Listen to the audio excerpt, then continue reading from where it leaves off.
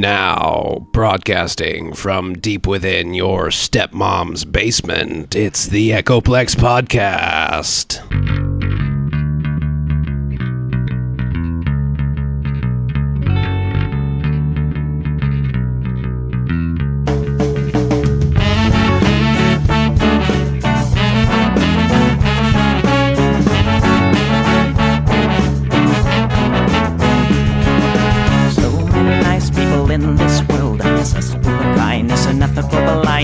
So please excuse my sarcastic tone. I'm a bit underwhelmed by the sample shown.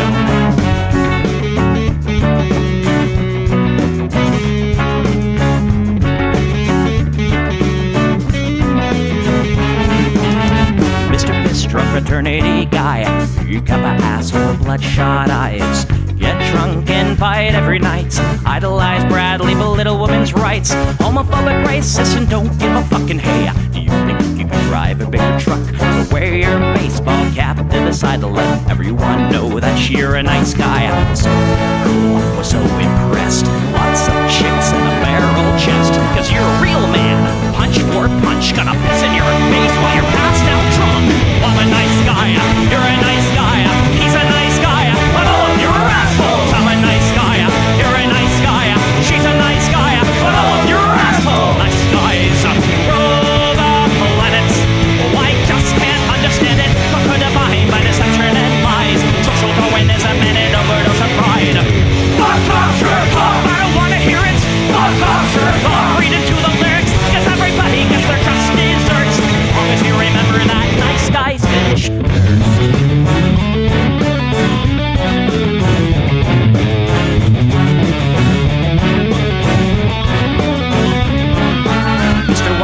You're next on the list. Such a nice guy who speaks through his fists. Prick with a penchant for messing with heads. A broken nose for dinner and breakfast in bed. Alcoholic, paranoid, and suicidal too. But you'll probably kill her before she gets away from you. She rolls in a pool of blood and cry. All your friends say that you're a nice guy. Have a drink, this one's on me. Look, you're doing fine, losing to your disease. Comatose, I'll pack your bags. Bury you like cats, ready to gag. I'm a nice guy, you're a nice guy. We're all nice guys, but all of you are assholes. He's a nice guy, she's a nice guy. Hey, Tom Bo's a nice guy. All of you are assholes. Nice guys rule the planet. The fundamental put a body by deception and lies. Social Darwinism and an overdose of pride. Fuck off, jerk off. I don't wanna hear it. Fuck off, jerk off. Read into the lyrics. So let the buggies will quench your thirst. As long as you remember that nice guys finish first.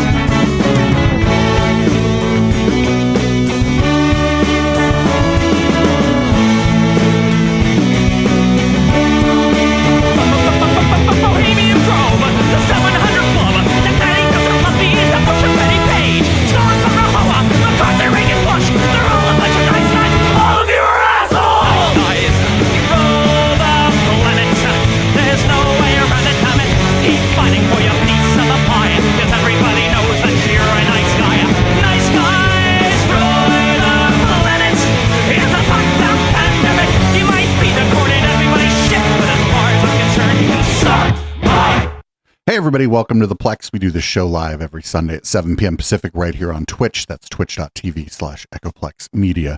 Also simulcasting to other places that just don't fucking matter. You can support this project at echoplexmedia.com. Just click the support link at the top of the page and figure it out. People who are watching on Twitch, you know how monetization works here. Anyway, I'm producer Dave. You can find me on Grindr. And this is just a reminder, actually. Everything's fine, and everything's fine, and it's great. Thanks. Everything's fine, and everything's fine, and it's great. Thanks. Everything's fine, and everything's fine, and it's great. Thanks. Everything's fine, and everything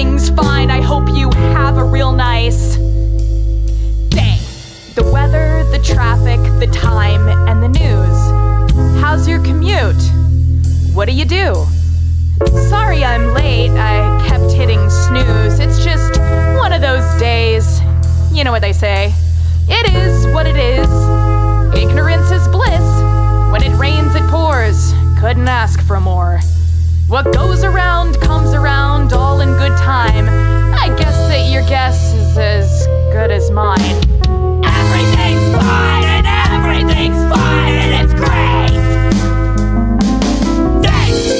Everything's fine and everything's fine and it's great. Thanks.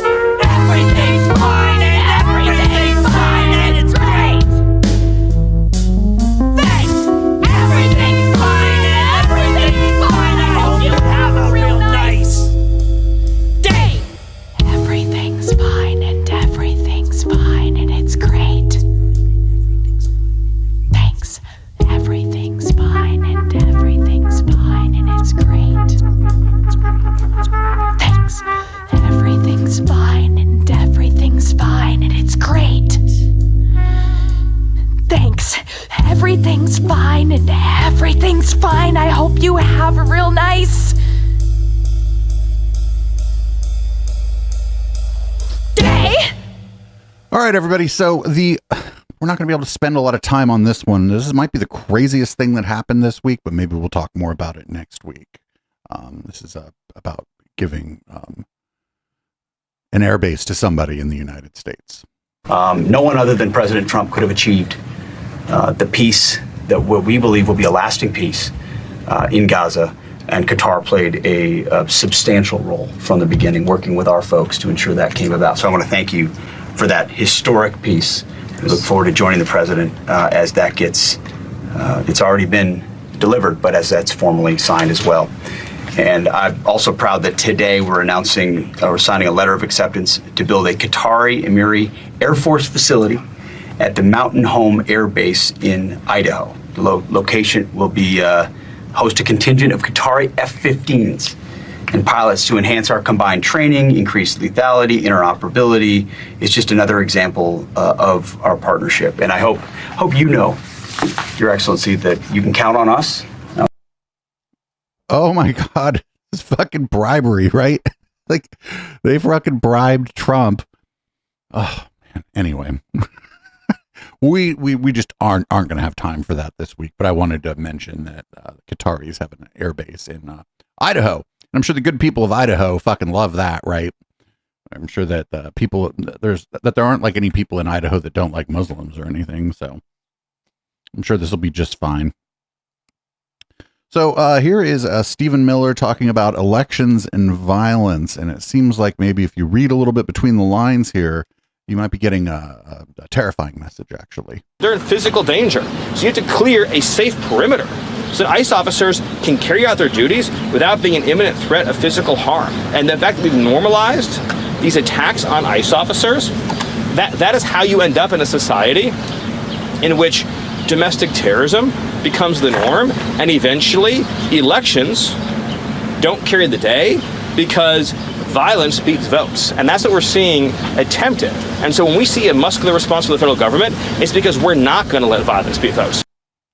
Yeah, that seems like a little bit of a premonition of what they intend to do. And not for nothing, like they tried to do violence beats votes on January 6th, 2021. So this just isn't great.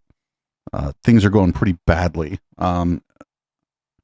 So if you remember, Melissa Hortman and her husband were murdered, state representatives. And apparently now, because everything just doesn't matter what happened. It's just what they say happened. Apparently now that was Antifa did that. It was anti-fascists. We've been living through a horrific cycle of political violence in this country. We've seen attacks against police officers, federal agents, including the deadly shooting in the ICE facility in Dallas. Night after night, Antifa wreaks havoc on our streets of our cities. In Minnesota, a gunman murdered a state lawmaker and her husband. It was horrific. An anti-Semitic lunatic tried to burn down Governor Shapiro's house while he was in it with his wife and young children. This week, authorities arrested a man outside a Catholic church in Washington, D.C., with hundreds of explosive devices. And on September 10th, our nation stopped in its tracks with the assassination of Charlie Kirk. We miss him dearly. Unfortunately, I'm here today to talk about similar threats that were made against Benny Johnson and his wife, Kate. So the implication there was that it was anti-fascists, or what they were trying to call the Antifa terrorist organization that killed Melissa Hortman, but that's just not true. And I didn't hear much about this thing in DC with the explosives. Who knows? It was a busy news week, but I was also busy doing other things. So here we go. Here's the scene in Portland with ICE firing pepper bullets and smoke grenades at, I don't know, people dressed up as a dinosaur or some shit. So ICE is opening fire on protesters standing right here. They're not over the line either. They're actually not doing anything they're not supposed to be doing. And we have these snipers on the roof that are shooting pepper balls at peaceful protesters that, again, are just, practicing their constitutional right. And this is the problem here in Portland, is these police and these officers, these federal agents, are completely unhinged. We have snipers on the rooftop that are active. And that are throwing smoke. Now we have smoke being thrown by Take that stupid patch off. Ryan, you're not a medic or press. You are full of shit, dude. It is a chunk on a smartphone. Where'd you buy those patches? eBay? So that's what's happening right now.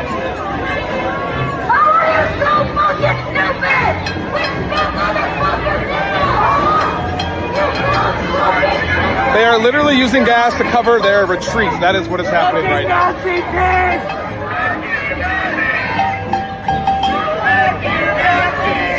So if this place is called a war zone for any reason, it's because ICE, DHS, and police are making it look that way. Yeah, I mean, that's true. Those people are just protesting. I don't know. I don't know what the point of the smoke is. He said the guy covering it said the smoke was to cover their leaving. So I guess what they're hoping they're not using tear gas, because he would have said if it was tear gas or some tear gas adjacent type of round or whatever. But I guess they're just trying to get people to move because it's smoky so that they can drive out of the driveway or something. I don't know. Anyway, here's Press Secretary Leavitt talking about what's going on in Portland, or trying maybe not to answer a question about what's going on in Portland, because she don't have any good answers, I'm guessing.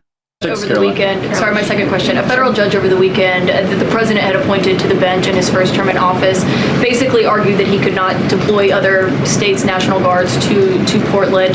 Basically said that it was untethered, his argument, to what is actually happening on the ground. Which local officials in Portland have said that the National Guard is needed there?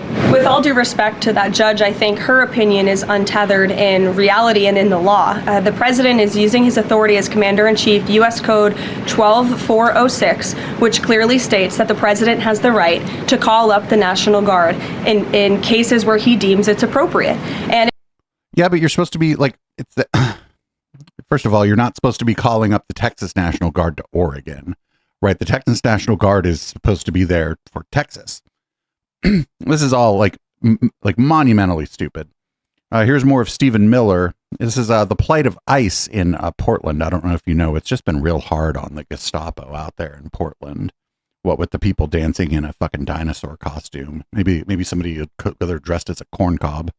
You make the claim of terrorist assaults and violence attack over 100 nights, and yet the judge overseeing this case says that that's untethered from reality. And local officials on the ground say that Trump's assertion of what's happening is in Portland, that it's war-ravaged and burning to the ground, is far from true. I looked at the police data, and police have made something like 70 total arrests since June. And there are no reports of buildings being burned to the ground. The White House cited a guillotine being rolled out as a public display of rebellion, but there isn't actually a threat that these demonstrators are going to overthrow the government. Are you concerned that response weakens your legal argument?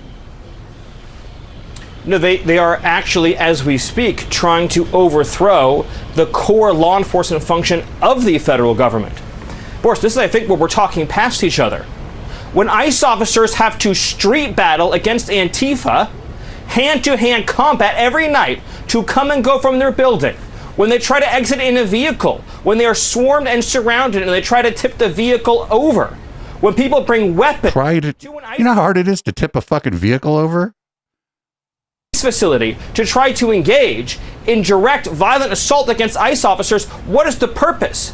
It is to prevent immigration and customs enforcement from carrying out the mission the American people elected them to do. Their objective wait, immigrations and customs enforcement are not elected.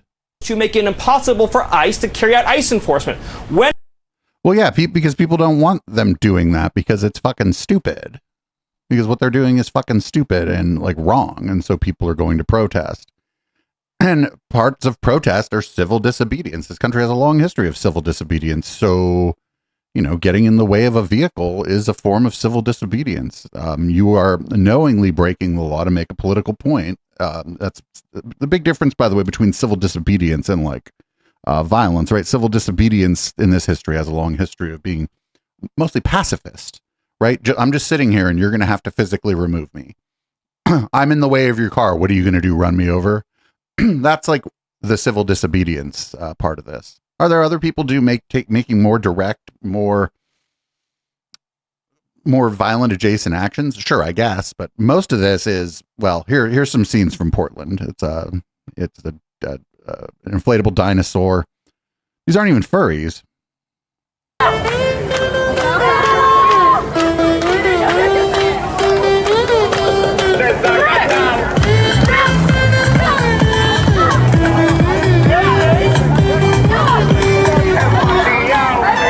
Fucking terrifying, right?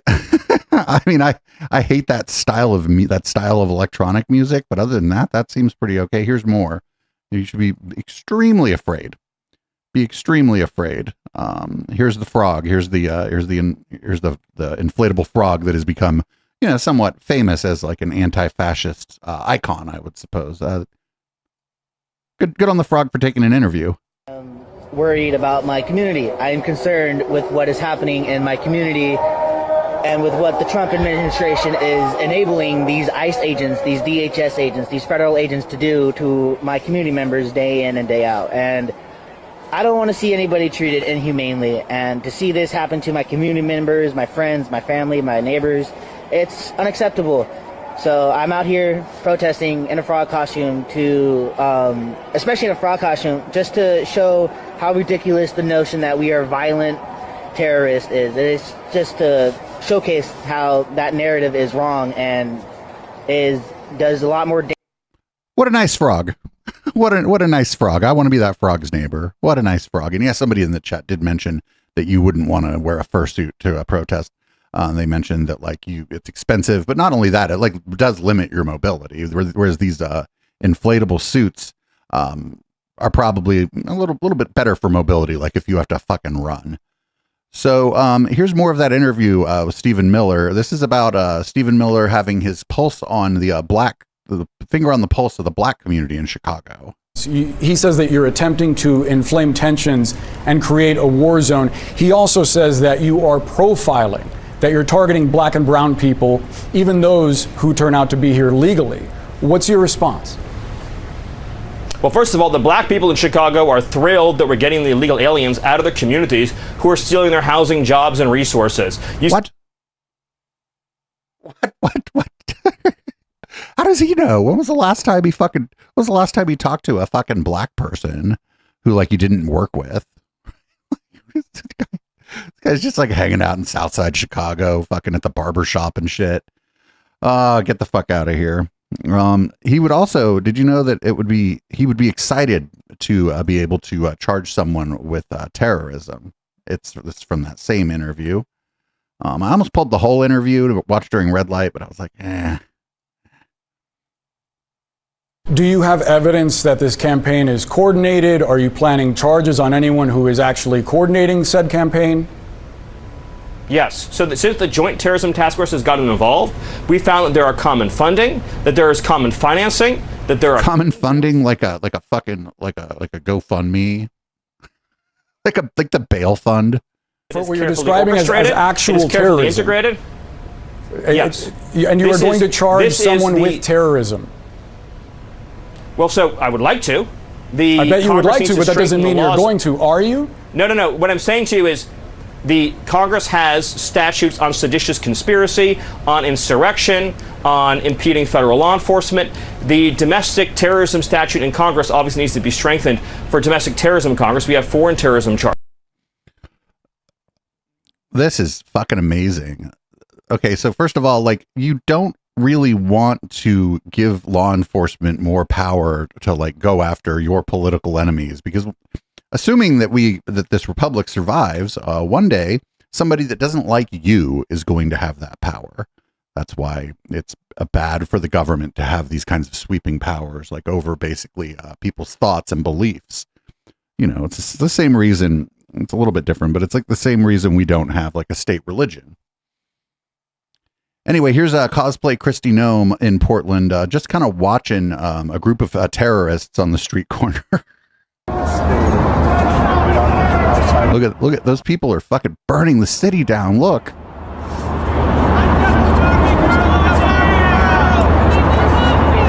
One person's in a chicken costume. That should be illegal.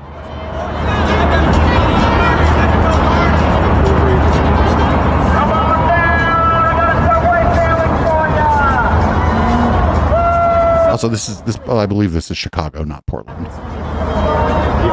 That crowd will be here right about this time. PD, they'd be right in front of the building.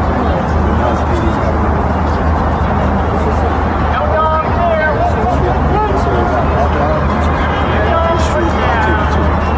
That's because you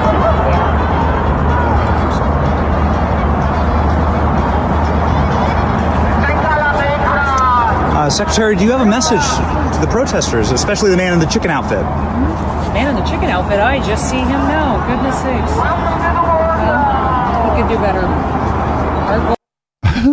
She's like, oh, I just noticed that. That was the first thing I noticed was the guy in the fucking chicken outfit. She doesn't have a message for them. She wants them to go away. So what they want you to do, it's a famous line from 1984. They want you to ignore the evidence of your eyes and your ears. And their final, most essential command. And here's a hit from Fox News that is an example of that.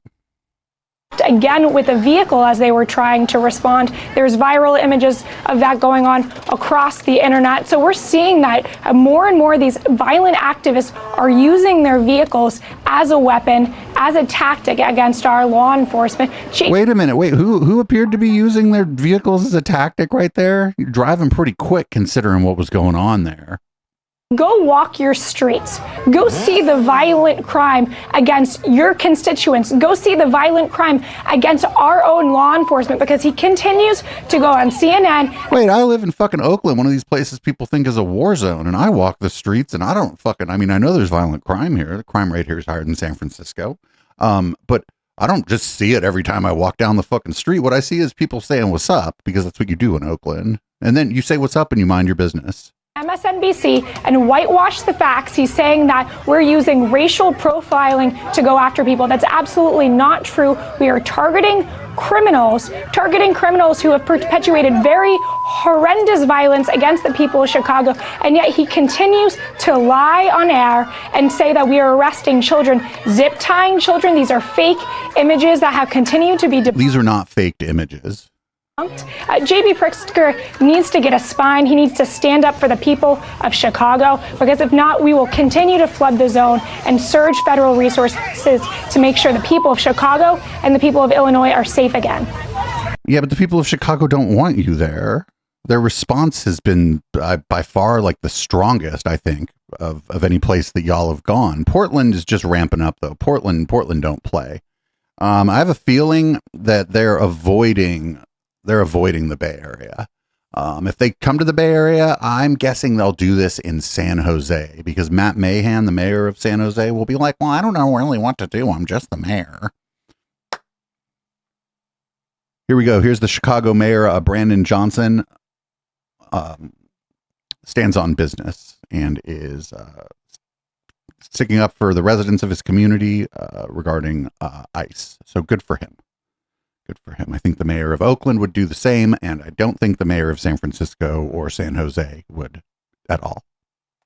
Our school parking lots are not for ICE to load their weapons. They are for Chicagoans who drop their kids off to learn. Our libraries are not for ICE to prepare for a raid. They're for Chicagoans to read and relax. Our parks are not for ICE to set up checkpoints. They are for Chicagoans to play and enjoy. Private establishments can partner with us to make it clear that private property is private property, and ICE cannot enter establishments without a valid warrant. Private entities may voluntarily choose to display signage to designate their property as part of a citywide network of community spaces that stand together in affirming the safety, dignity, and belonging of all of our residents. By extending this protection beyond city-owned land, the order builds a broad civic shield that limits the reach of harmful enforcement practices. It strengthens neighborhood solidarity, and it reaffirms Chicago's role as a welcoming city. The fact is, we cannot allow them to rampage throughout our city with no checks or balances. Nobody is above the law.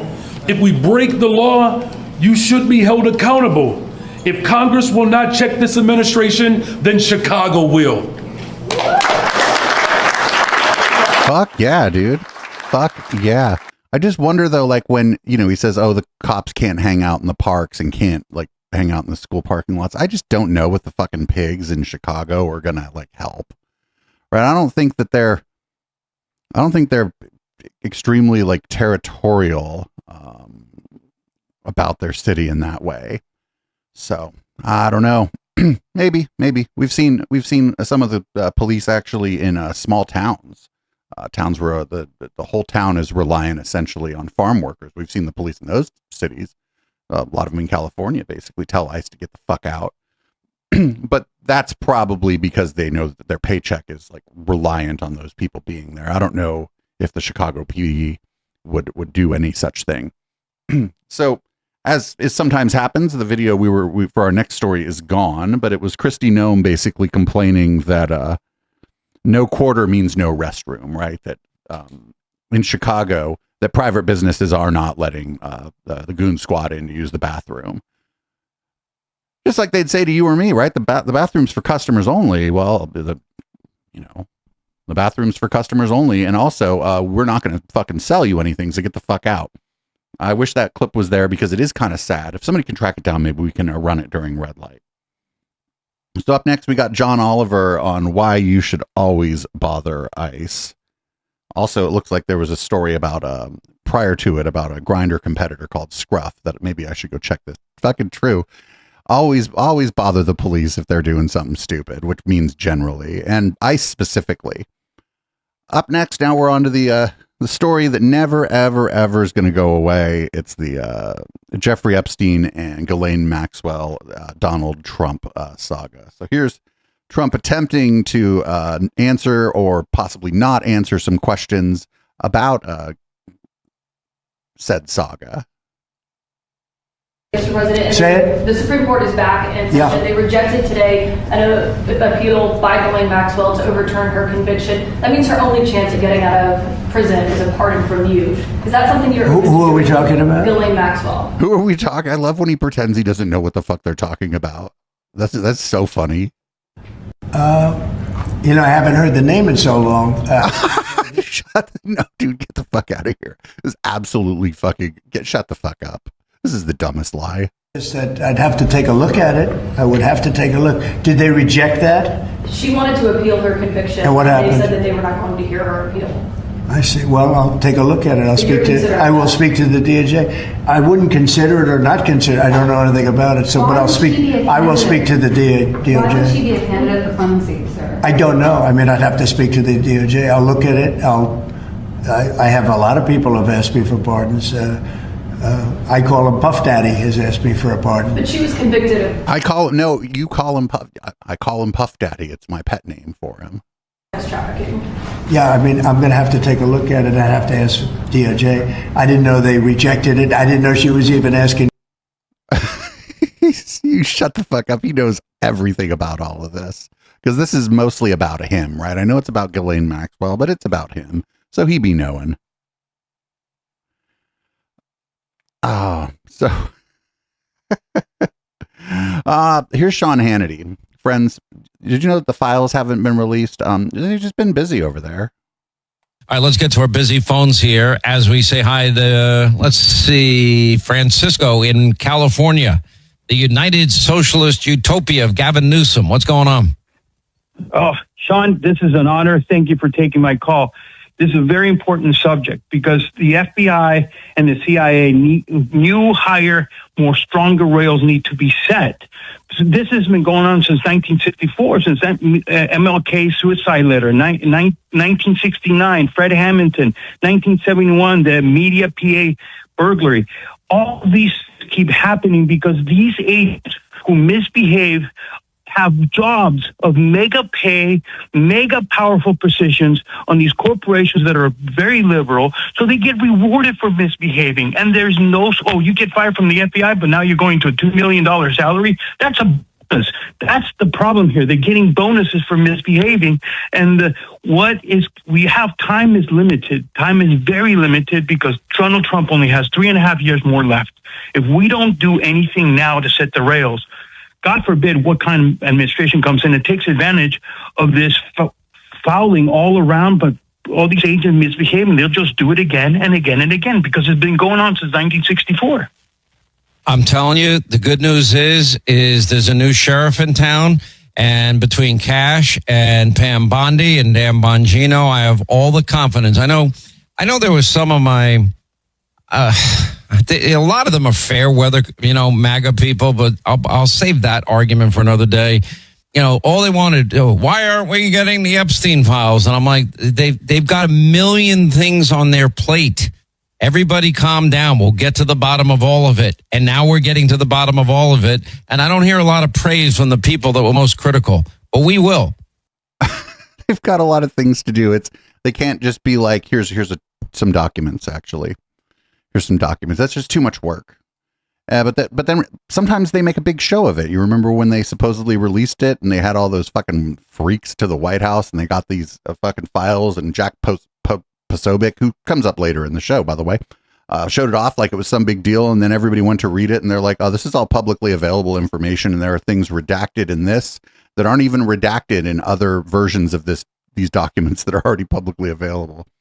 So they wanted to make a big show of it, but they didn't want to release any of it. And I'm not even sure that it's necessarily about Trump's involvement. I think there's other people in there who are close with Trump or close with other people in the administration. Elon Musk's brother Kimball might be in there. Elon might be in there. Like, there's a lot of people that might be in there. So, it didn't matter who the administration was. They were probably going to slow walk this. The only difference here is that the Trump people went on podcasts for like 4 fucking years talking about how this had to happen like immediately. And now they're like, I don't know. Did I say that? Can you show that to me? And you show them like 6 times. They're like, you're taking me out of context. Up next, here's Marjorie the Gathering. She's bucking on this issue, and she's on CNN, and she's going to go so far as to defend a Democrat who recently got elected, which is pretty out of character for her. I think this lady I think she might be getting pressure from some of the more extreme elements of her voting base. And I think she might be afraid of being primaried from the right, which is crazy. Is the Jeffrey Epstein files, wanting to release those. I know Democrats have also been calling for that, a few other Republicans as well. The Democrats are accusing Speaker Johnson of delaying the swearing in of Arizona's Democratic Congresswoman-elect because she would give the last vote needed to release those Epstein files. I'm wondering, the Speaker, for his part, he has denied that. He said it's because of the shutdown. Have you spoken to him? Do you think she should be sworn in right away? Well, I'll say it like this. I can't conclusively say if that's why the House is not in session, but the House should be in session. And the House should be in session for many reasons. We have appropriation bills that need to get passed. There is a new Democrat that's been elected that does deserve to be sworn in. her district elected her. We have other bills that we need to be passing.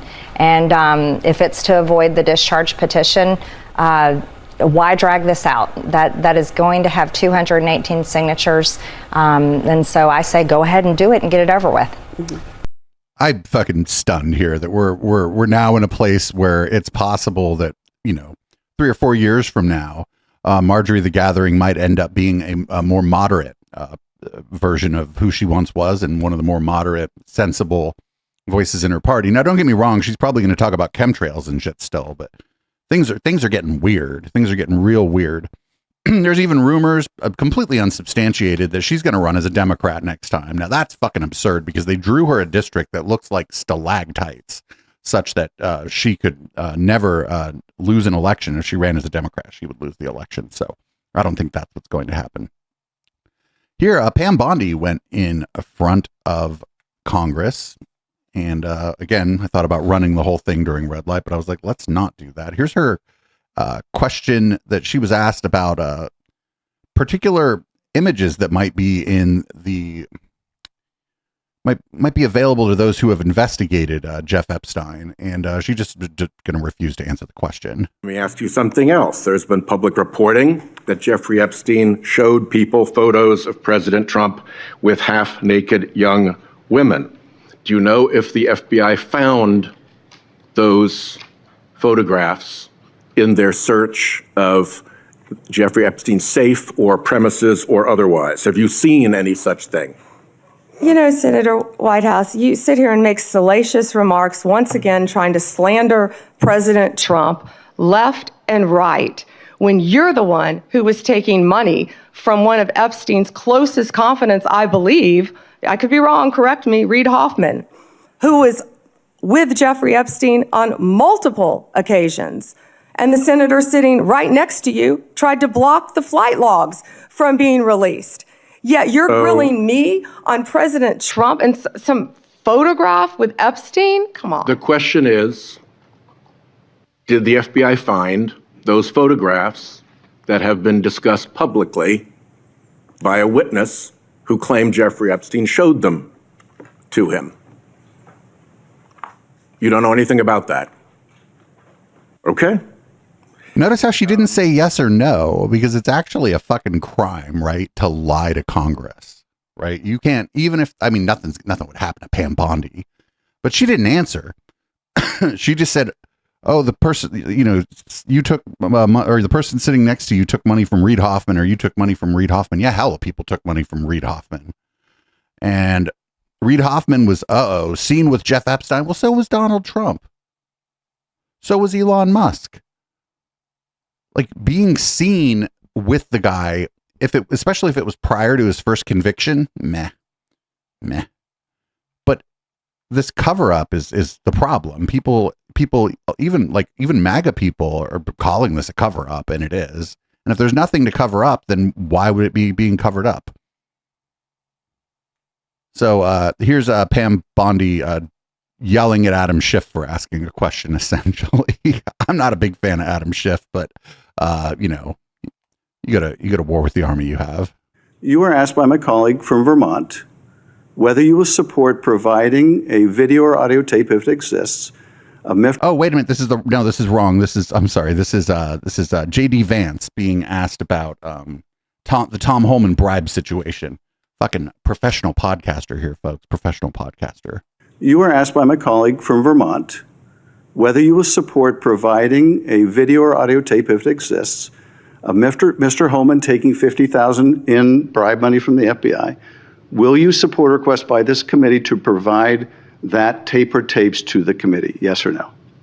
Senator Schiff, you can talk to Director Patel about that. Well, I'm talking to you about it. You're the Attorney General. This will be your decision.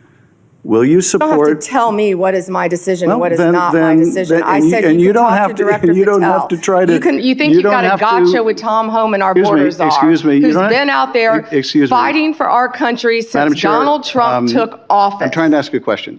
Regular order, please. And you don't have to defer to the FBI director to pass the buck. So I'm asking you, will you support a request so that the committee or indeed, I believe the American people should be able to see that video or audio tape. Will you support that request? Will you apologize to Donald Trump So for trying to I guess impeach the him answer is you won't support that after request. you now know that So Joe let me- Biden tried let to me cover up do Hunter this. Biden's involvement with Excuse Ukraine? me. Let me. You fucking dumbass. Again, she's just not answering the questions, and I think she just doesn't want to lie. Here's J.D. Vance asked about the situation with Tom Holman. This is by George Snuffleupagus on one of the Sunday shows. That was from today, if I'm not mistaken. George, I saw media reports that Tom Homan accepted a bribe. There's no evidence of that. And here's, George, why fewer and fewer people watch your program and why you're losing credibility. Because you're talking for now 5 minutes with the Vice President of the United States about this story regarding Tom Homan, a story that I've read about, but I don't even know the video that you're talking about. Meanwhile... So it was an audio recording. It was an audio recording, if I'm not mistaken. Low-income women can't get food because the Democrats and Chuck Schumer have shut down the government. Right now, we're trying to figure out how to pay our troops because Chuck Schumer has shut down the government. You are focused on a bogus story. You're insinuating criminal wrongdoing against a guy who has done nothing wrong instead of focusing on the fact that our country is struggling because our government's shut down. Let's talk about the real issues, George. I think the American people would benefit much more from that than from you going down some weird left-wing rabbit hole where the facts clearly show that Tom Homan didn't engage in any criminal wrongdoing. It's not a weird left-wing rabbit hole. I didn't insinuate anything. I asked you whether Tom Homan accepted $50,000, as was heard on an audio tape recorded by the FBI in September 2024, and you did not answer the question. Thank you for your time this morning. No, George, I said that I don't. Fuck yeah. Fuck yeah. Fuck yeah. When these people do that, fuck yeah. When these people do that to you, end the interview. Fuck them. Like, I don't know if the time was up or not, but whatever it is, if they do that, end the interview. I don't love fucking ABC News or fucking Mr. Snuffleupagus. But just fucking end the interview because you're not doing anything for your viewers at all. I bet he kept the money, right? Because apparently the DOJ is declining to prosecute. So I bet Homeboy just kept the $50,000, and that's what is going to be asked here. That's a pretty good question. Today that a thorough investigation was done. Now I have to assume, I conclude that since no wrongdoing was determined, that in answer to Senator Whitehouse's question, he kept the money. He kept the money, and I hope that he put that on his tax returns as income. Next question. Oh man, yeah. Because if the people in the DOJ are just going to fucking cover up for you if you take a bribe or whatever, or from the FBI itself, why not just keep it? I mean, whatever, right? There's no reason not to. Here we go. Because the government's being shut down, I think let's just fucking lay off 500,000 government workers. Fuck it. Fox News Alert breaking today. President Trump telling our own Edward Lawrence it'll be a matter of days before permanent layoffs tied to the government shutdown begin. How many permanent jobs are you talking about? Well, I can tell you, I'll be able to tell you that in 4 or 5 days if this keeps going on. If this keeps going on, it'll be substantial, and a lot of those jobs will never come back. But you're gonna have a lot closer to a balanced budget, actually. Larry Kudlow joining us now, host of Kudlow on Fox News. You're agreeing, and I know why. No, he's back on message, completely on message. I would say this, look, just think of it this way. You have something like 750, 800,000 jobs that are called non-essential, all right? I've been through this a bunch of times. If they're non-essential, they're non-essential, okay? Cut them. End them, okay? You might want to give them some buyout stuff and some severance pay. I don't want to be cruel about this. But the size and scope of government should be reduced. This is a great opportunity to do it. The Democrats have overstepped very badly on this shutdown and so forth. But the point is, don't do it temporarily, okay? If they're non-essential, it's like Doge 2.0. And just for backup, there's about 275,000, almost 300,000 federal workers who will be ending their term. They're being bought out with incentives and severance pay this year. You can do another 400,000, I don't know how many, 500,000, because they're not essential, and the public would understand that, and they could be treated well, okay? So you'd have to spend a little money in the short run in order to save an enormous amount of money in the long run.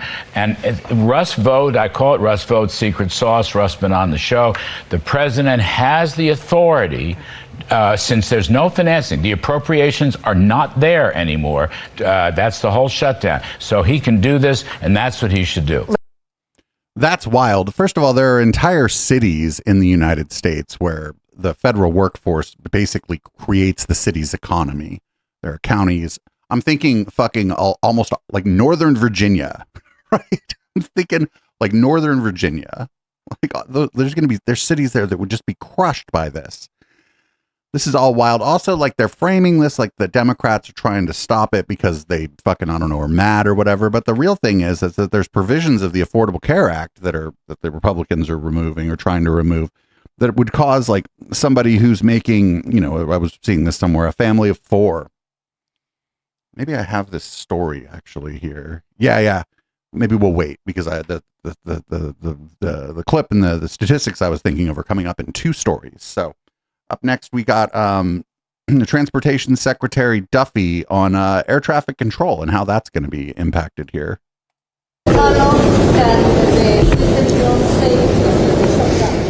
So how long can the system run safely? So for essential air service, that is going to be impacted as of Sunday. It was going to be Thursday. We found some more money to put into it. We're trying to do the best we can to keep this process with minimal impact. The controllers have to show up for work, right? They have to come to work. Except they're not, because oopsie poopsie, I'm sick. This happens every time. They just use their sick time. They're like, no, I'm sick. No, I'm sick. No, I'm sick. If you remember, there was a big Reagan fucking canned all the air traffic controllers because they did a sick out. I think Donald Trump might do that. Part of our critical infrastructure. The problem is they're going to show up for work and they're not going to get paychecks. And like everybody here, these are working men and women who rely on their paychecks, and they set up their payments consistent with when their paychecks are going to come in. And they're going to do the work, they're not going to get the check, and again, they have bills they have to pay. So now they're thinking about that at the same time that they're controlling the airspace, which I don't like that. That is not, we want them to leave their personal problems at the door when they go into a tower or into a facility. And again, they've expressed those concerns to me. They're going to be there. They're going to continue to work. But they might actually have to take, some were saying, I might have to pick up Uber. I work 6 days a week in the tower, and I might have to pick up some Uber jobs. So then they come in to work tired, exhausted, because they're trying to make that extra money to make ends meet, all the while working 6 days a week to keep you safe in the airspace. Yes? So this sucks. Something like this, I don't know how all this works, but I think that like the funding source for something like air traffic control shouldn't be tied to whether or not the government it remains open, right? I think there should be some way like that funding for that is like sequestered, and maybe there's like a trust fund of some sort or whatever that has the money to pay them for up to fucking 2 years or whatever, just kind of an escrow so that these people always get paid. Because this is an important job. I don't fly a lot, but I don't know.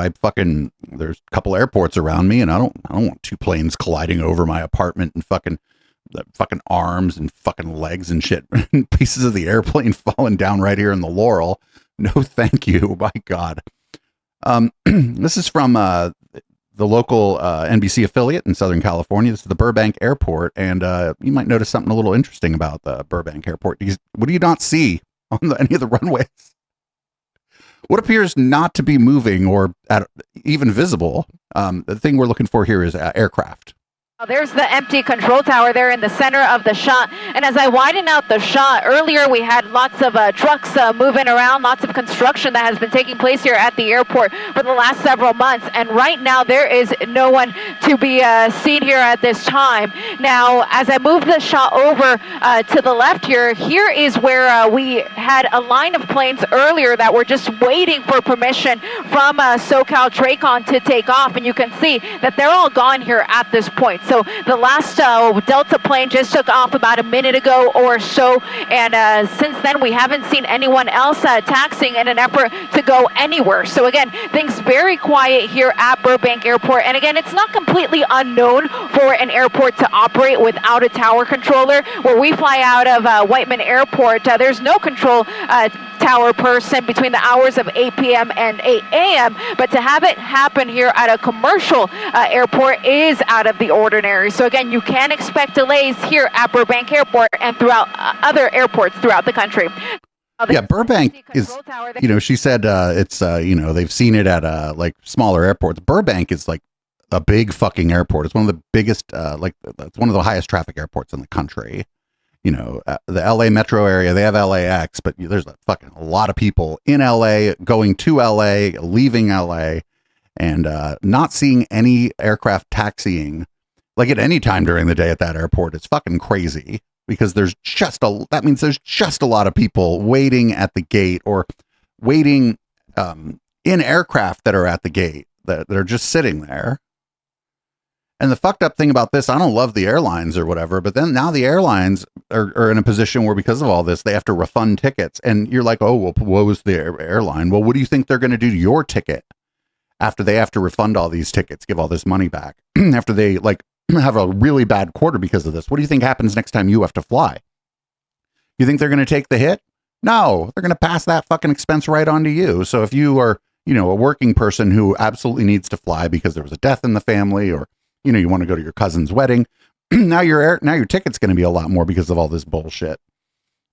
So they're talking about how the Democrats are holding this up for like some kind of ideological reason or because they're mad at Donald Trump or whatever. But here is some interesting information about what's going to happen to people's healthcare costs. Imagine an older couple out there who's making $85,000 a year. That's not billionaires or anything like that, but that's a higher earner in this case. Here's their current premium, $7,225 per year. That's 8.5% of their income. That's sort of the top end under the current rules. Under the change, if it expires, that will jump to $25,000 per year. That's almost a 30% increase. That's almost 30% of their income, not an income. 30% of their income for the year. That's more than 3 times. If you're making $85,000 a year. That's wild. A couple making 85 grand. I mean, if they live out in the middle of nowhere, they're doing real good. But if you not even here in Oakland or San Francisco or whatever, if you live in just a small city like Redding, California, 85 grand between 2 people ain't that much. And you end up paying 30% of that. Oh, that's 85 grand before taxes too. So this is on befores. This is 85 on befores. So you're probably paying about another 25 in taxes on this 85. Not great. Not fucking great. So this is the thing the Democrats are pushing back against. Now, if this all goes through and the Republicans get what they want, there's going to be a pretty fucking strong push for single payer healthcare, because people just aren't going to be able to afford this. That couple making $85K is just not going to be able to afford this. You can't pay that and your mortgage. You can't. Also, I know an older couple making $85,000. What do you think? Two young people in a relationship, dual income, no kids, 85 grand is not that much, right? That's 42.5 each. And you are hosed if that happens to you. Like, oh my God, you are so fucking hosed if that's you. Holy shit, man. So here's Dr. Oz talking about this. And this is a weird fucking thing to say, but Dr. Oz is a weird motherfucker. I guess what's going to happen is we just want people to get healthy and move on. So, don't worry about it. If you just get healthy and you can just move on, everything will be fine. The folks that we're trying to help, both in Medicaid and in the exchanges, are folks who with a little bit of help, they hope they can get healthy and be able to take care of their families and move on. We want to provide that. But these are topics that tend to draw on lots of different moving parts. And oftentimes these populations are young and healthy, and they don't think they're going to get sick, so they don't really want to engage in an insurance offering. Sometimes they're older and they're not on Medicare yet, so they tend to be expensive. They're the ones you want to help in particular, because they're the ones that have worked their whole life, but they're starting to run into problems sometimes. So there's many options. I can recant them to you, and you can get it like a public option, maybe. Medbeds, who knows? Of the nuance, but at its very core, you do need both parties working together on it, and you can't get there while we're stuck, and that's the part. My fucking God, he's like, oh, some people just get healthy and move on. Like, young people don't want health insurance. Bullshit. Young people don't want health insurance. Young people maybe can't afford it. Rent is really expensive. Holy shit, man. Fucking fuck Dr. Oz. Here's more from that. He's going to say, here, this is amazing. He's going to, did you know that some of these people, some people don't even know they have health insurance. So they're not going to care if it's fucking gets more expensive. Holy shit, man. The things these motherfuckers say, dude. To me. So some of the reasons the premiums are going up is because if you take people who didn't know they have insurance and therefore never actually put in any claims off the rolls, then you still have people who are in there who are charging enough to make up the difference, because the total amount that you paid out doesn't change. But I do think that there are criminal elements. There's Department of Justice cases that have been won against brokers who have gamed the system, and especially if you're looking at some of the ways policies were issued, if there's no way that I have to get you to give me any money at all, even $1, then I really don't know for sure if you have a policy. And these are the kinds of things that complicate issues. But wait, what? People who get free health insurance know for damn sure they're getting free health insurance because it is difficult. Some places like where I live, the county makes it a little bit easier and they help you with the paperwork and stuff. I'm on the county plan. It's quite good. But if you are getting free health insurance, you are fucking definitely aware of it because you had to fill out fucking forms. If you're getting discounted health insurance like I am aware of it. I'm aware of it every time I,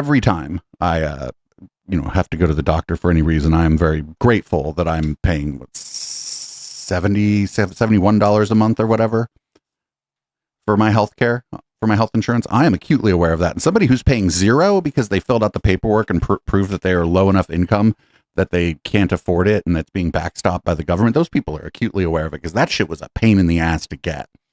So he's just wrong here. This guy might not have any idea ever what kind of health insurance he has. Fuck, he's rich. He might just self-insure. I mean, once you're worth, $10 or $12 million or whatever it is, maybe you don't even bother with health insurance because almost no matter what happens to you, you're going to be able to afford, to just pay out of pocket for it. And you can get a discount and stuff too if you're paying with cash. And here's more of Dr. Oz at this same event. And we never talked about this before, so I don't want to put you on the spot, but most of us have horror stories in our lives of things that didn't go ideally well. But the most expensive thing in healthcare is bad coverage. Bad healthcare, you pay the person to do a bad job, then you pay another person to fix the bad job, then you pay for the complications of the bad job. And so the process is much better if we can get ahead of. Oh, this goes back to that bullshit where they're trying to say that like medical error is causing death and illness, but it just isn't. It just isn't. This is some bullshit that Jordan Peterson was talking about 2 years ago. With quality metrics and much of the digital transformation that I suspect you'll be asking me a bit about, our effort to try to do in healthcare. Oh yeah, somebody in the chat just mentioned that he's also in the medical industry and pretty well known. So he not only has the money, but he probably has some connections to somebody who might even do a procedure on him for free, right? Because it's Dr. Oz. Banking and Uber Eats and digital streaming, just bring technology that's helping us customize care and thoughtfully provide the best service possible. It's harder to do in healthcare, but it's definitely doable in healthcare. And now that Grady wants an AI to decide what kind of healthcare you get. That sounds fucking fantastic. That sounds amazing. You get the Garfield with a big dick program. AI that is, it's sophisticated enough that I'm beginning to trust it. And I'll give you an example. I had a conversation with agentic AI avatar. Go on.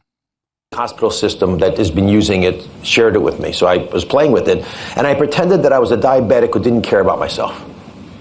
And so I gave answers that made it feel like I was a little down in the dumps, that who cares if I take my glucophage or my insulin, and it picked up on it. It said, by that answer, I'm beginning to think that you don't realize how important this is. And your creatinine, I was fictitiously, my creatinine was 2.5, and if you keep it up, predictably in 9 months, you're going to be in renal failure. I mean, you understand what that really means. That level of discussion often doesn't happen because we don't have enough primary care docs, especially in rural areas where we're struggling. And so if I can start to use some of these tools, not to replace doctors and nurses, but to augment their services, those start to improve quality in ways that actually move the number. Because what I don't want to spend my whole 4 years doing is rearranging deck chairs in the Titanic, trying to come up with more money to pay for this and that. The actual reality is we spend twice as much as any country on the planet for healthcare. Yeah. Other rich countries have figured this out. Even countries that we don't think of as being rich countries, they've figured this out, actually. I don't know how they did it, but they figured it out. I mean, think about this. Mexico, that these people would call a shithole country or whatever. Mexico's a wonderful place, by the way, and a great neighbor, especially the southwestern United States. They have, it's not like Canada or the UK system, but they have some version of universal health care for people. And America can't do it. It looks like Marjorie the Gathering is fucking bucking again on this one. I don't know if she's going to go full single payer or full med bed. Either is actually possible in the next 6 months with Marge the Gathering, but she seems to be getting more and more disillusioned with these fucking people. And to allow Democrats to have some sort of moral high ground on this issue because they're the only ones talking about it, I think is a major failure from the Republican Party. And I'm not going to stand there and just keep talking the talking points when my own adult children can hardly afford health insurance premiums, when everyone in my district, it's the #1 issue that I hear about day in and day out, not just people on the ACA, but people that have private insurance as well. And I think it's something that we have to talk about. And I don't see why the government needs to be shut down. I really don't. I believe that if Republicans learn to govern and wield power, they can use the nuclear option in the Senate. They can open up the government. We can get back to work for the American people, and Republicans can solve this problem that is a very big problem that we can't ignore. Well, yeah, they're gonna lose her, dude. They're gonna lose her on a lot of shit, and her district is drawn in such a way that she ain't losing. They could go after her even, and she ain't losing. Her district is just drawn in such a way that she's never gonna lose. I think she's more likely to go full med bed, but I think that, I mean, even in her district, I bet if you ask people if you pay a little more taxes and then the government just covers everybody's health care, I bet that polls above 50% in her district. And these are like one of the most conservative districts in the country, because this, depending on how this is worded, this polls at 65 to 75% every time it's asked. Strangely enough, I think it polls highest among independents, which is weird. Here's Mike Johnson talking about Bad Bunny doing the Super Bowl. Like, Mike Johnson has no idea who the fuck Bad Bunny is, right? Any reaction to Bad Bunny being chosen as the Super Bowl halftime performance? I didn't even know who Bad Bunny was, but it sounds like a terrible decision. Wait, I don't know. I didn't know who this is, but it sounds like a terrible. Why? What's that? How come? Well, it sounds like he's not someone who appeals to a broader audience, and I think there's so many eyes. Bad Bunny is one of the most popular recording artists in the world. On the Super Bowl, a lot of young, impressionable children, and I think, in my view, you would have Lee Greenwood or role models doing that, not somebody like this. Thank you, Mr. Speaker. Lee Greenwood would have been fine too. I don't give a fuck.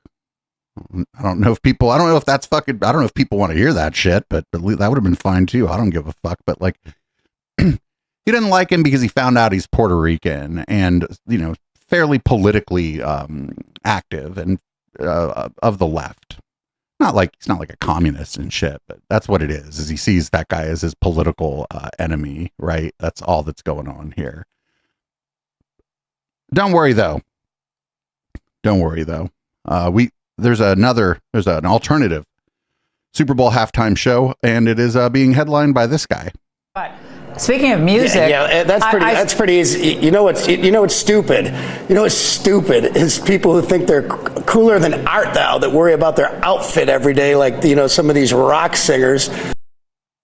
Sir, look at what you're wearing. Sir? You're worried about your outfit. You think that looks cool. They live here in Nashville, I won't say any names, or these, chicks running around in their campuses with blue hair and, their 5 nose rings. Speaking of music, though, What the fuck, dude? Oh, these people worried about their outfits. Well, he obviously thought about that outfit. I'm sorry.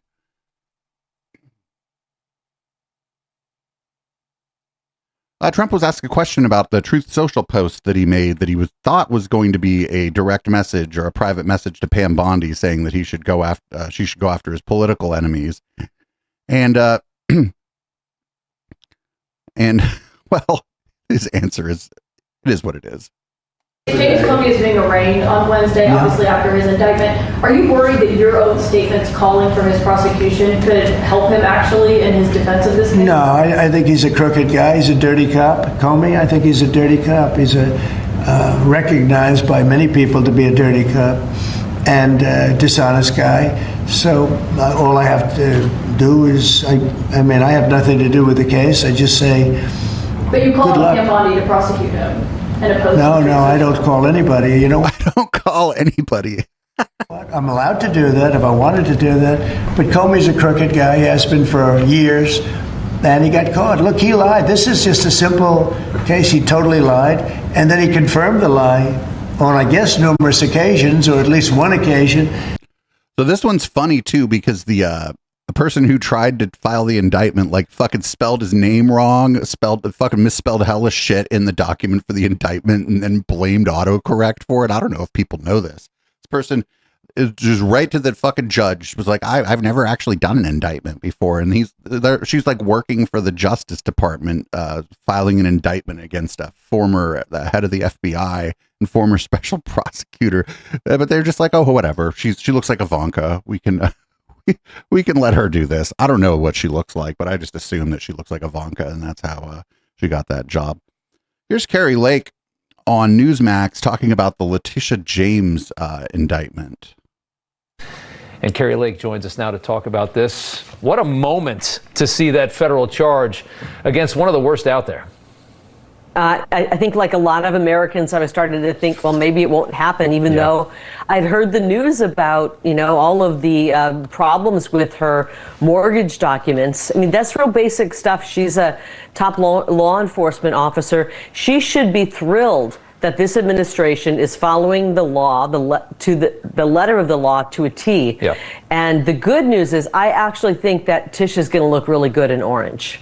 I think it might be her color. Hey, nobody's above the law, Carrie, as we learned so many times from Tish James. They're calling this retribution, and sure, why not? Let's call it retribution, but there has to be this for what they did, and that's the point. You remember how much time Trump spent sitting in court, how hard they tried to humiliate him, and again, he goes 78 years, he never has any legal trouble, and all of a sudden he has 91. Never had any legal trouble, get the fuck out of here. Felonies at 79 years old, and you're telling me that's not political?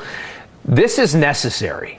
The people that did this needs to happen to them. Otherwise, they'll just do it again. If a lesson isn't learned here, then these people will just get worse and they'll do it again.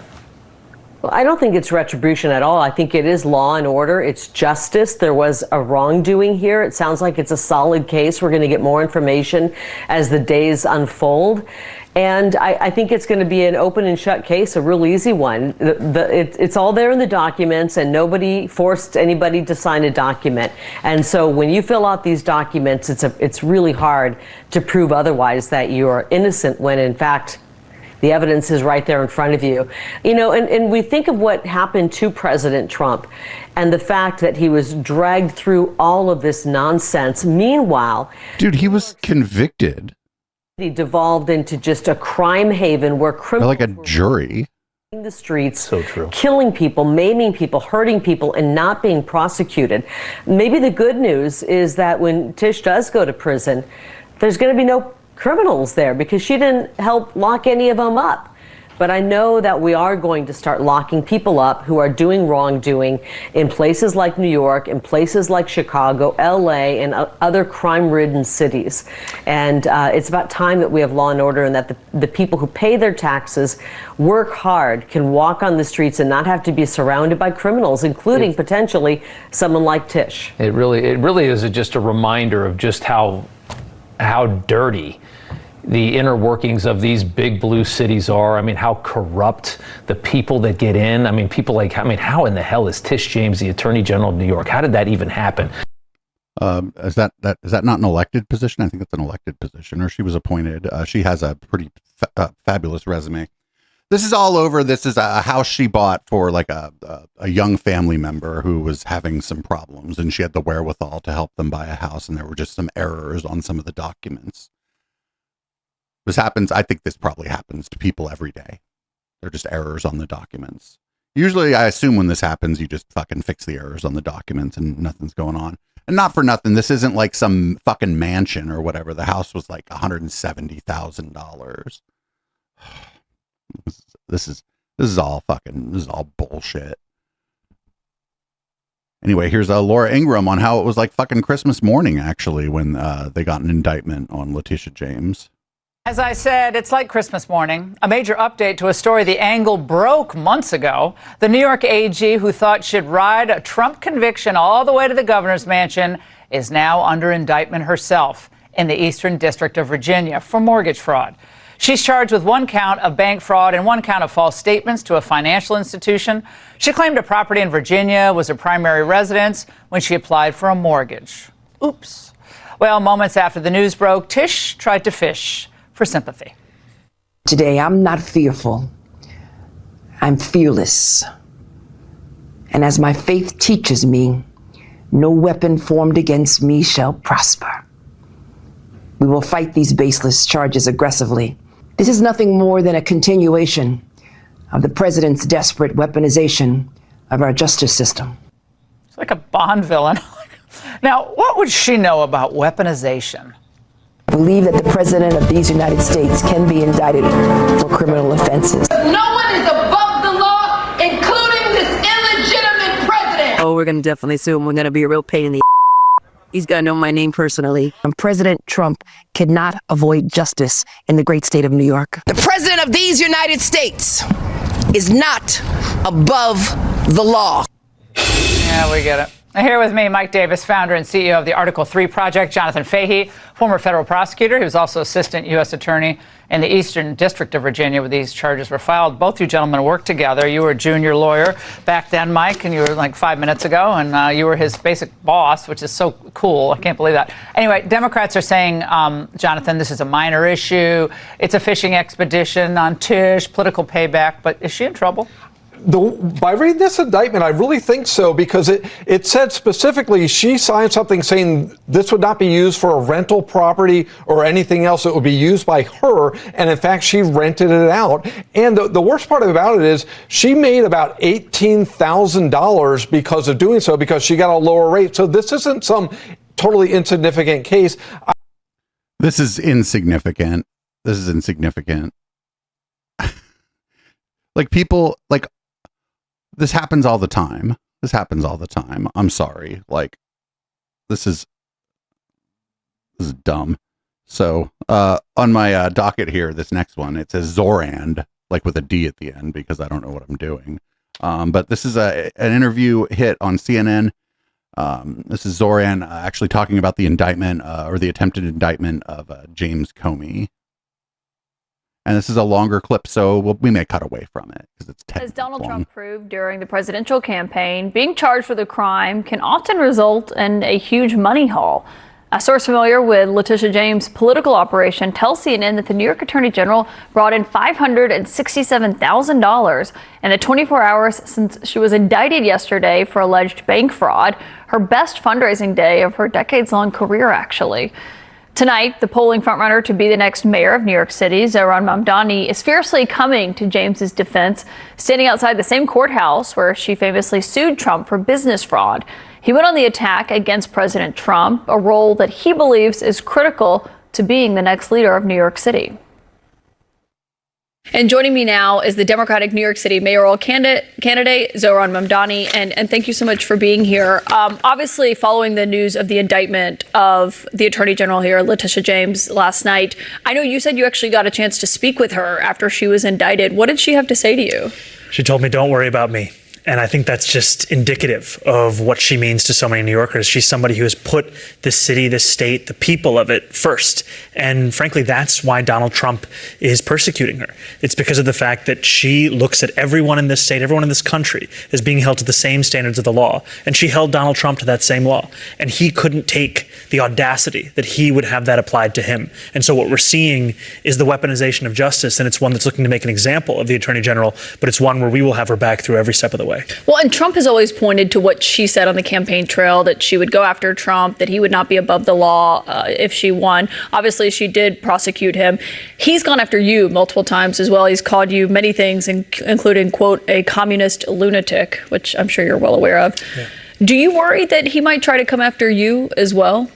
Look, I think we've seen, whether it be with James Comey, whether it be with Attorney General James, that this is not something that Donald Trump is going to stop at any one individual. It's a feature of his political agenda, and it is the only thing that he can quite deliver on in this moment. And so I know that when he makes these threats of denaturalizing me, deporting me, arresting me, these are ones that he may intend to deliver on. And yet it is also the price of standing up to that administration that many of us are willing to pay if it means actually standing up for New Yorkers. Do you prepare for something like that if he does try to come after you in terms of that? Well, I mean, when I was speaking to Attorney General James, she said, I have the best legal team around me. And that gave her confidence. And I think many of us will have to take those same precautions. But what is so alarming is that in this moment, when we are seeing authoritarianism plain and simple, the weaponization of the Department of Justice, we have other candidates running for the same seat that I am, the mayor of New York City, like Andrew Cuomo, who can't even bring themselves to issue a statement with the names Tish James or Donald Trump. And just this morning, while I was standing alongside people who've been on the front lines of this fight, be it Congressman Nydia Velázquez or Maya Wiley or the Speaker of the City Council, Adrienne Adams, Andrew Cuomo was on TV refusing to denounce Donald Trump's persecution of Attorney General James and refusing to describe that as political when it's clear for all of us to see. And he put out a statement last night, obviously on her indictment. Cuomo did not mention Letitia James by name in that statement. What did that say to you? I think it just shows how unwilling he is to actually name what it is that we are seeing or who it's even impacting. And the only thing that I can give him the benefit of the doubt for is that he's at least showing New Yorkers a glimpse of what his capitulation will look like if he were to be the mayor of the city. It would be. Yo, yeah, this guy is so good at this. This guy is so good at this. He's like not afraid to like make negative comments about his opponent, but all the while he just seems like the nicest guy in the fucking world. This guy's so good at this. If this guy, and this is an unfortunate reality of the country, like if this guy was like a white guy from this guy was a white guy from Tennessee or whatever, he might be the next president of the United States.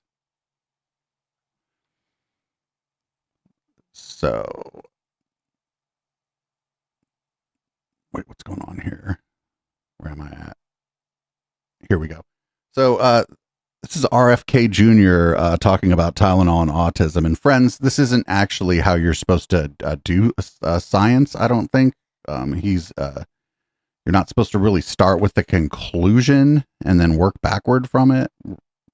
I know that that's a hypothesis. Some people think that's what a hypothesis is, but a hypothesis is something that you are almost certainly trying to disprove. Some studies that show the countries that use the highest level of autism.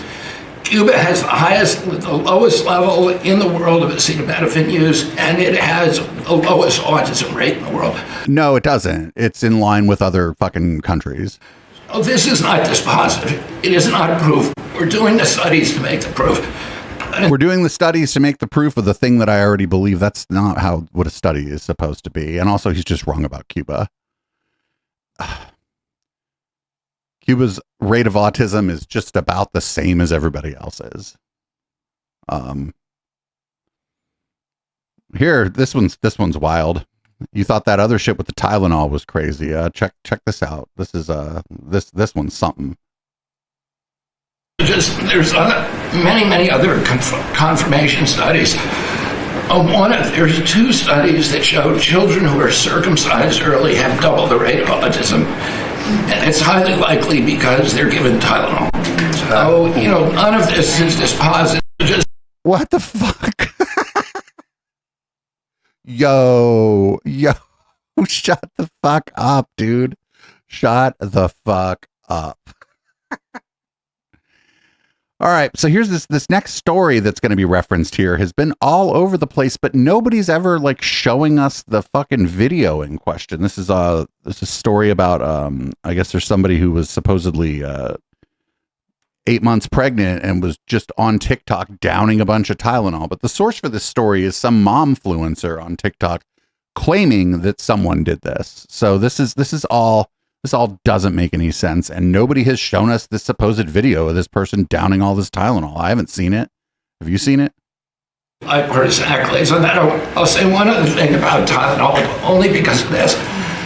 This morning before I came in here, somebody showed me a TikTok video of a pregnant woman, 8 months pregnant. She is an associate professor at the Columbia Medical School, and she is saying F Trump and gobbling Tylenol with her baby in her placenta. And the level of Trump derangement syndrome has now left the political landscapes. Wait, you're on fucking Twitter. Where's the video, RFK? It is now in the realm of pathology. And a mother could overwhelm millions of years of maternal instinct to put her baby at risk. Oh, so somebody in chat claims that they've seen it. So there's if such a video exists, I haven't seen it. But if such a video exists, it's possible that those aren't Tylenol. They're like fucking sugar pills or whatever. I've definitely seen videos of people taking a Tylenol, saying, "Oh, I'm gonna give my baby the tism." But I don't even know if those people are actually taking the Tylenol. But anyway. This is all because some momfluencer on TikTok is claiming that there's a woman in like the ICU because she took too much Tylenol because she didn't like Donald Trump. There's an episode, I believe it was, of Conspirituality about it. Here's Bumblejack, or maybe Pizzagate Jack. I called him Pizzagate Jack in the next story. Here is him on Fox News talking about political violence. I was honored to be part of the roundtable that President Trump held just a couple of days ago at the White House concerning this very rising and very real escalation of left-wing political violence. And I said at that table that one of us here is more than likely going to be the next one targeted by these individuals. Little did I know that it would be my friend Benny Johnson. We're here just 1 month after a godless, just Marxist psychopath killed my friend Charlie Kirk. And we don't know any of that stuff, but okay. Unfortunately, we're starting to see this pattern increase where these radical leftists are no longer content with simply smears or simply lies against people like us who believe in God, we believe in Christ, we believe in the conservative mission. We go out and we spread that through dialogue. They're not interested in that anymore. They're interested in direct violence. We saw it with Luigi Maggioni. We saw it with the shot on Trump. We saw it with the death of Charlie Kirk 1 month ago, and now this threat on Benny Johnson. So if you're talking about politics, you're going to get death threats. I have a tiny audience and I've received death threats. I just forward them to the fucking FBI. I don't really take it super seriously. I do things to take care of my own personal security or whatever, but like, this is all really dumb. People get death threats all the time. You shouldn't fucking send anybody a death threat.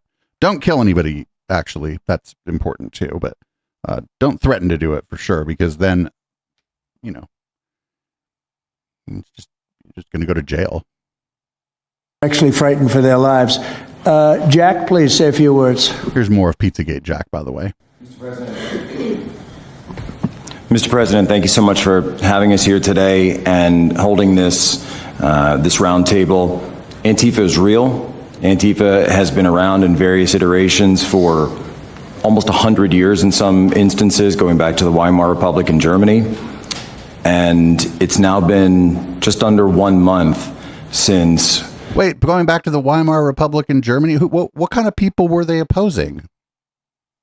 We saw a far leftist murder Charlie Kirk, and we saw thousands upon thousands of people, other far leftists and people in positions of authority, people like nurses and pilots and doctors and HR departments celebrating the death and the murder of Charlie Kirk. This sickness that's out there is absolutely real. And Mr. President, thank you for mentioning. So that's a little bit weird that he brings up. Oh, this goes back to the Weimar Republic. Well, that's a interesting inflection point here. It's they were against the Nazis, you stupid fuck. And also, like, a lot of these people they said were celebrating were just people who essentially weren't like appropriately upset or said they didn't care or were like, hey, you know, here's the things this guy was saying. You know, all these other people are acting like he was this perfect boy or whatever that was going around just politely debating the issues with other boys and girls. But he was a full grown ass man in his 30s going around fucking saying transphobic, homophobic, anti-black and anti-woman shit and like only arguing with fucking 19-year-olds about it. So, and that's the truth. So like, I don't know why that's bad. I wasn't sad that Charlie Kirk was murdered. I don't think it's good for fucking people to get murdered, right? It just turns up the fucking temperature on everything, but I'm not broken up that the guy's gone. But now they're going to put me in a gulag. So I've tried to avoid this stuff, and I've done a good job of it because there's a lot of weird fucking conspiracy theory bullshit going around about Charlie Kirk being murdered. Not just the stuff claiming that the shooter was like some kind of Marxist or whatever, when there's no evidence that they had any real ideological position about like the size and role of government or the distribution of labor and capital. But this is from the Tim Pool show, and he's going after Candace Owens because she is saying crazy fucking things about Charlie Kirk. 3 people told me off record. 2 people who have this in a written communication from Charlie. One who is a Turning Point USA donor, and I would say very much one of the white knights in this. The very day before Charlie Kirk died, he expressed that he thought he was going to be killed. He told these people, I think they're going to kill me. Okay. He did not express that to me. So I am telling you this based off the testimony of 3 people. And I am saying this because I hope that these people who I think are good will be inspired to come forward with that. Now, again, those conversations I had were off record. I honor that. If I say it's off record, it stays off record. But I'm hoping that watching what I am doing and feeling the energy that is rising across the world for people who want to know what the heck happened on 9/10, that, you know, they will be brave and they will say, yeah, Charlie did the day before he died think that he was going to be killed, and maybe tell us, who is they? Well, for once and for all, who is they? Who is the they that he thought were going to kill him? Now to answer. Oh, we know who she thought it was. And I thought this was a Tim Pool clip, but this is just him posting a clip of her. This is insanity. This is fucking so crazy.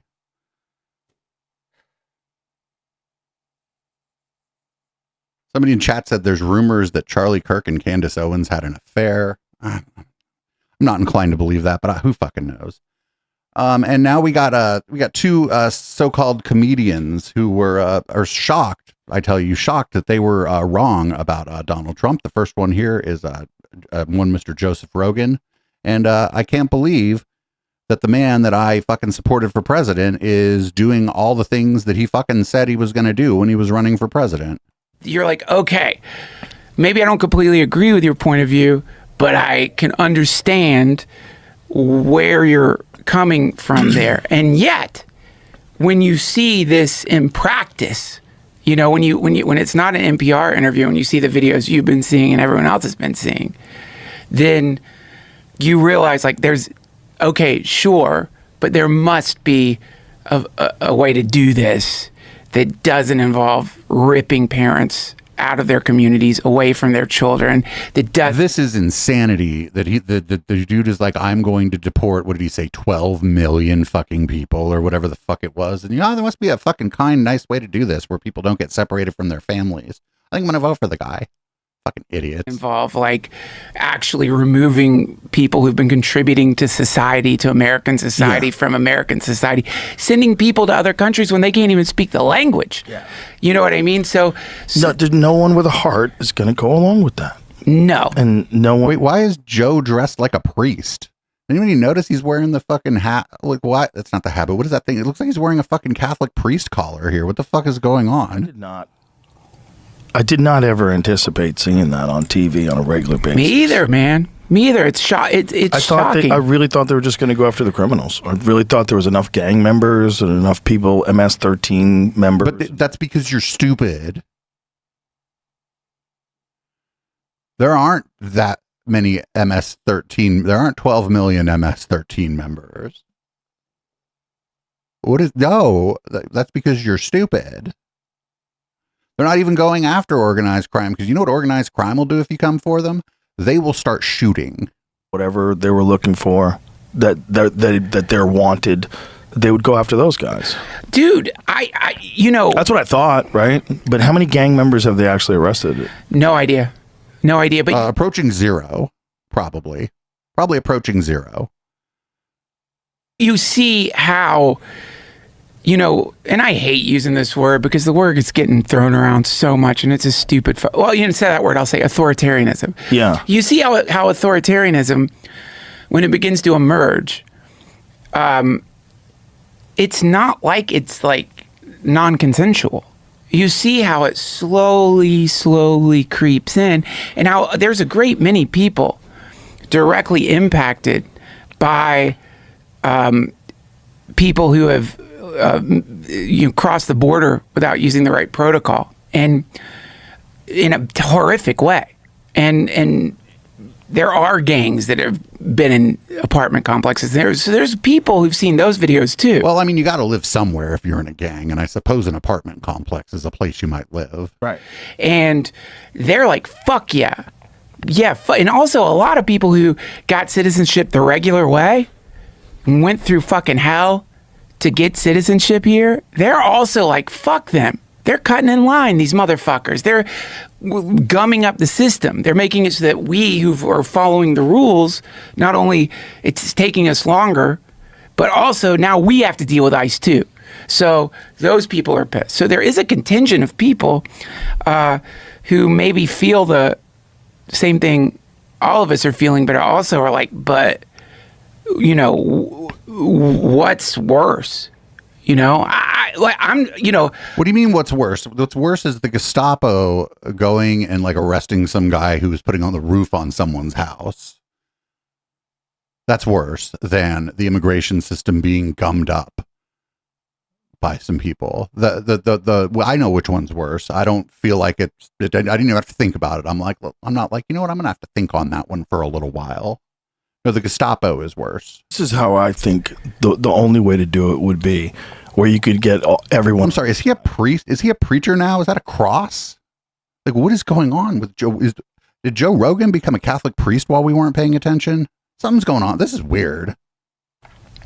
Borders are closed, and we're going to find out who's committed felonies. Who out of the people that are illegal that have committed felonies. And if you've committed X amount of felonies, you have to leave the country. Yeah. Right? Yeah. If you've been robbing people for... No, that's you stupid fuck. Donald Trump said, we are going to deport these people because they're all felons. They're all violent criminals. He didn't say, all right, we're gonna slow down immigration except for a few certain circumstances, and we're actually going to try to take a look and see what's going on here, see if the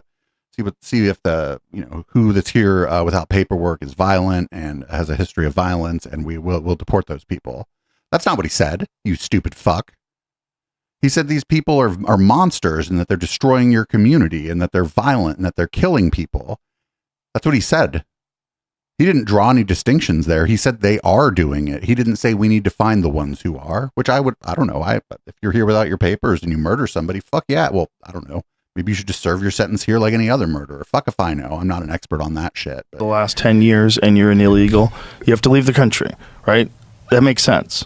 Yeah. But if you've been here for 25 years, you have a family, your kids go to school here, you speak the language, you're just illegal. But you're a contributing member to the community that up until now has been protected. This is crazy to ask lower income and middle income people who are, kind of getting by, and then all of a sudden you're about to ship them to a country where they've never been. They haven't been since they were 4. Yeah. And you're gonna pull up their family and and they've been in the community like that. That shows no heart. And that's the problem. Like, you're not going to get any reasonable people to want to go along with that. Any kind person would look at that and go, this can't be the only way to do this. Damn right. But you see, once authoritarianism starts creeping in and it makes some inroads, which it's definitely making right now, man. I can't believe this motherfucker. The problem here is that he has a big enough audience and they're like a cult in some ways. I don't like throwing around the word cult, but he's not going to, as this continues, you're not going to see Joe Rogan on his show calling for Donald Trump to be removed from office and fucking tried for fucking crimes against humanity, right? He's not going to do any of that. He's just going to clutch his pearls fucking, or whatever. Like, I don't know. He's a priest now. He's a Catholic priest, it looks like now. So, man, fuck these people. These people are fucking idiots. They're on both sides of this shit. Fuck you. And we don't cover this guy at all. I don't like this guy. I don't think he's that funny. This is Tim Dillon. Also, I guess, a comedian with a podcast. Also shocked, I tell you, shocked that the guy who said he was going to deport all the illegal people here without paperwork because they're violent criminals, that he's using the shock troops to do that. Just stunned. Our military general, Pete Hegseth, the tough guy from Fox News, is going, we want our generals to be thin and not have beards. How about we run our own country, Pete? Wouldn't that might be good too? We're worried about fat generals and beards? And then the president of the United States goes, we're going to be using American cities to train our troops because we're going into Portland and we're going into Chicago? This is a bit psychotic. Let's listen to this. Very important mission. And I told Pete, we should use some of these dangerous cities as training grounds for our military, National Guard, but military. Because we're going into Chicago very soon. That's a big city with an incompetent governor. Stupid governor, stupid. They threw him out of his family business. He was so stupid. I know the family. He becomes governor. He's got money. Not money that he made, but he ran for governor, he won, and now he criticizes us all the time. And last week they had 11 people murdered, 44 people shot. The week before that they had 5 people murdered, 28 people shot. Every weekend they lose 5, 6. If they lose 5, they're considering it a great week. They shouldn't lose any. Well, yes, but we don't need the Marines in Chicago. I agree. The Democratic Party's done a terrible job with public safety. But why do you agree with that? You have nothing to compare it to because the Republican Party isn't in charge of any cities. So you have nothing to compare it to. These motherfuckers, I'd like to introduce these motherfuckers to the violent crime rate in 1987. The idea that we're going to have the Marines in Chicago and we're going to be, so let me get this straight. I'm just trying to understand this. Again, I'm a college dropout.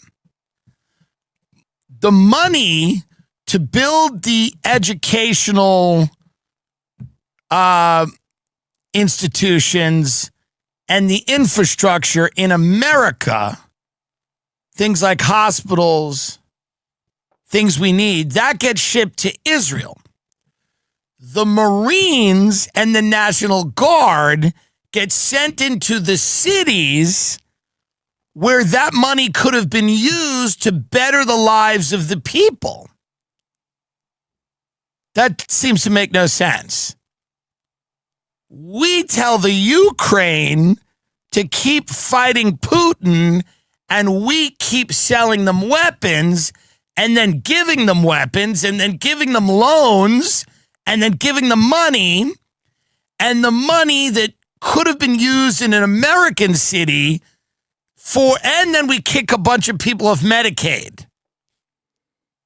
We kick a bunch of people off Medicaid in America and close them. I know why we don't cover this guy. This guy's fucking mind-expandingly stupid. I can't listen to a second more of that guy. That guy's a fucking idiot.